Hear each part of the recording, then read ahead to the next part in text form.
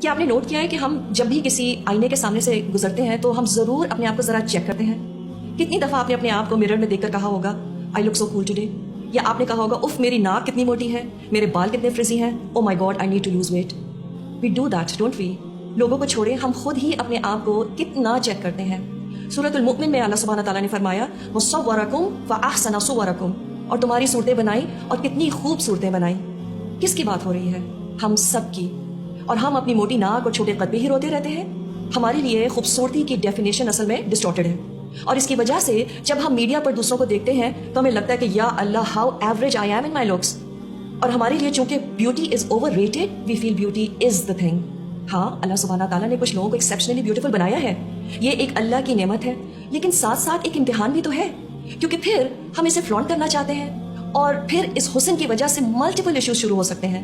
تو کیا واقعی یہ اتنی ساٹ آفٹر ہونی چاہیے؟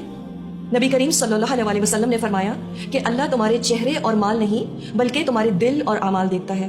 اور ہم انسان بھی اکثر ان لوگوں سے لانگ لاسٹنگ ریلیشن شپس نبھاتے ہیں جو دل کے اچھے ہوتے ہیں، ورنہ تو خوبصورت لوگوں کے سب سے زیادہ سچے دوست ہوتے.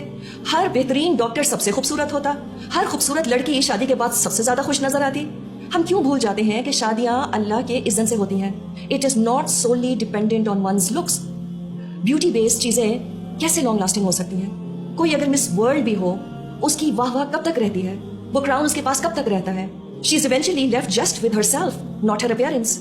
آج کا شاندار فیشن میگزین کل ردی میں ہوتا ہے. ہاں، خوبصورت لوگوں کی طرف دوسرے انیشلی ضرور اٹریکٹ ہوتے ہیں، اٹس ویری نیچرل، لیکن اگر وہ شخص دل کا اچھا نہ ہو تو ایسے لوگ پھر زیادہ خوبصورت بھی نہیں لگتے somehow.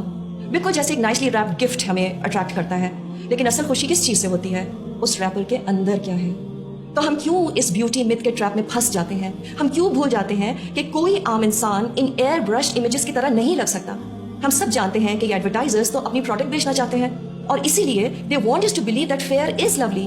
ہم سب جانتے ہیں کہ فیشن انڈسٹری ایک بڑا سرکس رنگ کے سوا کچھ بھی نہیں ہے. اٹ از ون بگ 3 رنگ سرکس.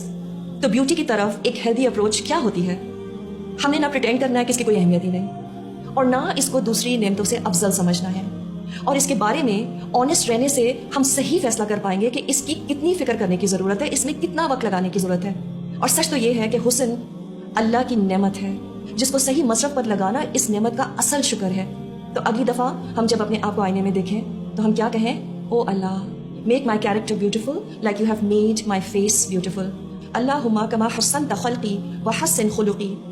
تو اصل تعریف کے قابل تو بس وہ رب ہے جس نے اتنی خوبصورت کائنات بنائی، the fashioner of the worlds.